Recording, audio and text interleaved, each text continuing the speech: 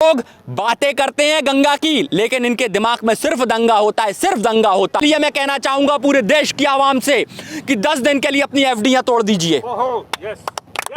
10 दिन के लिए आप अपना पैसा निकालकर बैंकों से अपनी जेबों में रख लीजिए, सिर्फ 10 दिन के लिए। 10 दिन पर शेयर बाजार ठप हो जाएगा। मोदी का नाम सुनकर तो मेरा बीपी हाई हो जाता है, इसलिए बार बार मोदी ना कहें तो ज्यादा अच्छा है। 40 लाख दे दूं, फिर कहते बहनों भाइयों 100 लाख दे दूं। अरे भाई, देश की सत्ता है, तेरे बाप का घर नहीं है जो नीलाम करने तुला है। हर कुछ बोले जा रहा है ये वहां पे।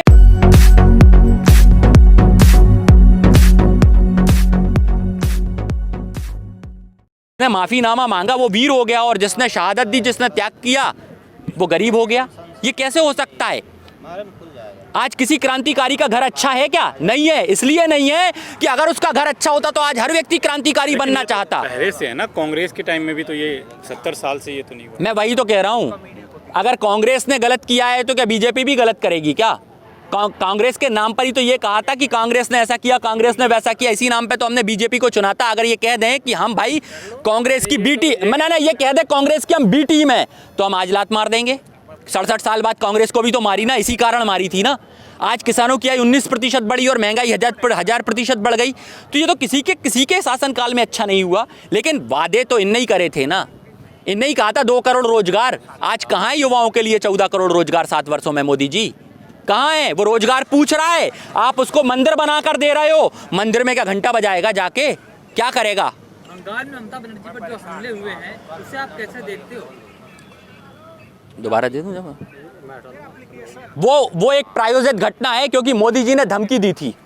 मोदी जी ने धमकी दी थी, और इसको बड़े उदाहरण स्वरूप आपको समझा दूंगा। मोदी जी ने धमकी दी थी और ये कहा था जिस स्कूटी पर ममता जी चलती है वो स्कूटी पलट ना जाए, देखना।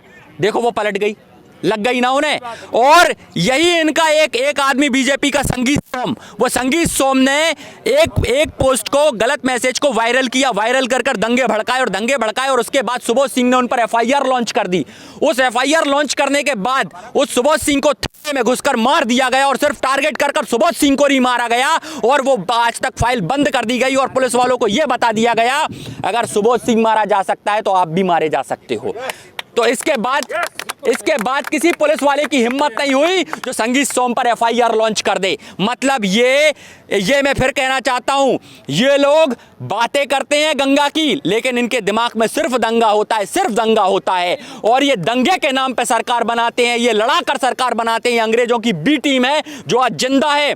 अगर आपने अंग्रेजों को खत्म कर दिया है तो मैं चाहूंगा देश के हर नौजवान को क्रांतिकारी बनिए, और अंग्रेजों की जो बी टीम बीजेपी इस वक्त बैठी है इसको भी खत्म कीजिए। और इन सांसद विधायकों का विरोध इस तरीके से कीजिए बीजेपी का, ये अपने घरों में ना घुस पाए, उस तरीके से विरोध कर दीजिए।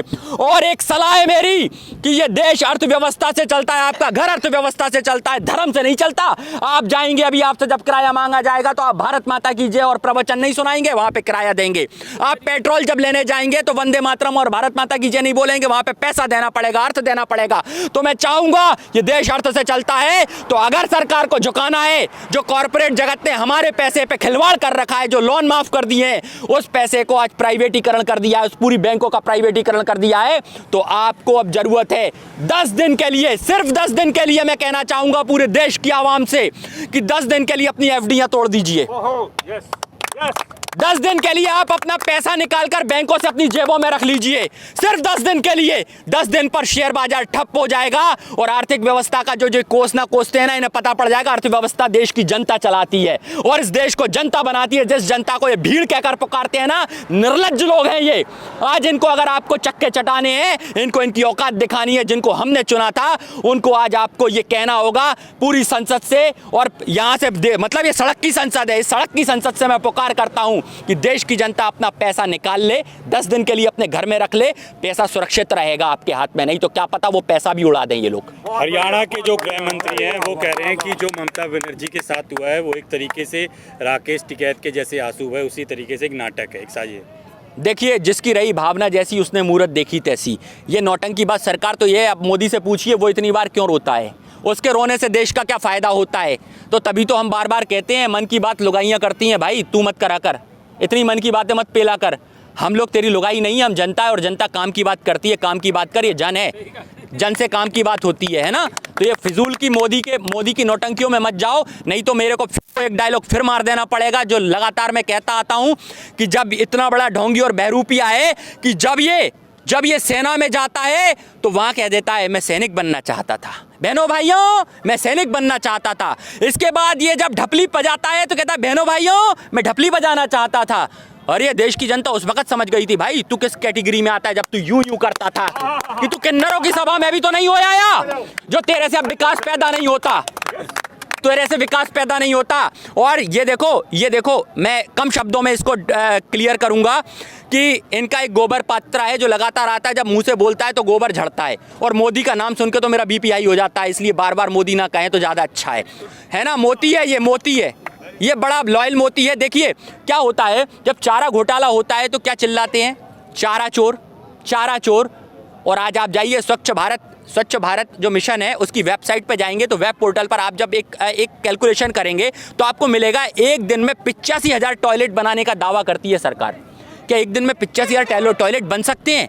बताइए इतनी ईंटें किस भट्टे से निकली हैं? बताइए वो ट्रांसपोर्टेशन कहाँ से हुआ, वो मजदूर कहाँ से आए? दीवार भी बनाई होगी भाई, कुछ तो वक्त लगेगा। एक दिन में 85,000 टॉयलेट।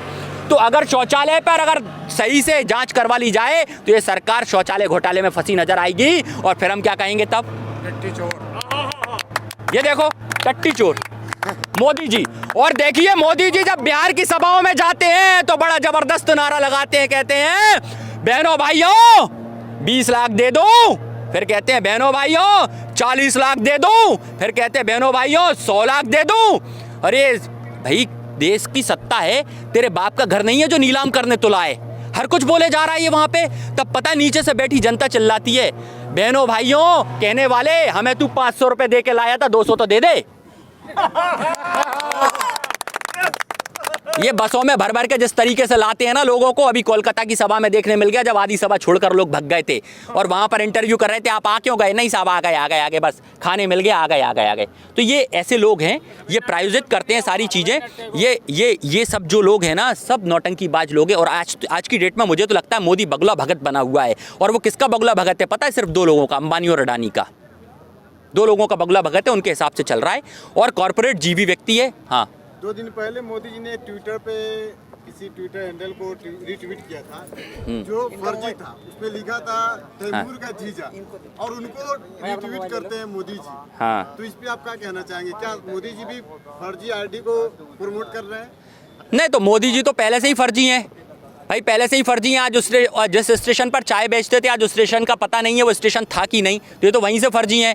जब ये अपने घर से भगे तो अपने घर से चोरी करके भगे, इनके बाप ने लात मार के ही फिर भगाया। जब दोबारा लौटे तो लौटे ही नहीं, फिर ये वापस फिर ये RSS के कार्यालयों में झाड़ू लगा के खाना खाते रहे। तो ये तो बड़ा ही नालायक व्यक्ति है, फर्जी शुरू से है भाई। इसके विषय में जितनी फर्जी की इसकी डिग्री बताओ, इतना व्यक्ति कैसे मैं ये पूछना चाहता हूँ मोदी जी से, मोदी जी एक स्टूडेंट बता दो जो आपके साथ पढ़ा था, जहां आपने साइंस की डिग्री ली है उसका एक स्टूडेंट बता दो, वो स्कूल बता दो, वो कॉलेज बता दो, वो अध्यापक बता दो, मैं मान जाऊंगा मोदी जी ने पढ़ाई की है। नहीं तो ये इन्होंने एक इंटरव्यू में राजीव शुक्ला में कहा था मैं तो साहब 8वीं पास हूं, और इसने कहा था एक भाषण में मेरे घर में राजनीति को रा भी नहीं जानते थे और रा नहीं जानते थे, पूरी राज सत्ता हड़प ली तूने, और इसका घर वाले देखो जरा सब मालामाल हो गए हैं। ये सबको पता होना चाहिए। वो तो फर्जी है भाई, मोदी तो फर्जी है। तो साबित हो गया मोदी जी सही में फर्जी है। हाँ बिल्कुल फर्जी है। मोदी जी को कहते हैं कि हम जो है गरीब का बेटा है और सभ्य हैं, देश को आगे बढ़ाएंगे, आय दुगनी करेंगे, आप कैसे बोलते हैं? गरीब ममता बनर्जी है, सच्ची ममता बनर्जी है। ममता बनर्जी साड़ी और चप्पल में चलती है, और मोदी स्वदेशी का नाम लेने वाला घड़ी भी क्या कहते हैं विदेशी पहनता है, सूट भी विदेशी पहनता है, जूते भी विदेशी पहनता है, और जूते भी कॉफ लेदर के पहनता है जो गाय के चमड़े से बनते हैं। प्रधानमंत्री नहीं, समझ प्रधानमंत्री है, प्रधानमंत्री। और चश्मा भी विदेशी लगाता है, तो समझ सकते हैं।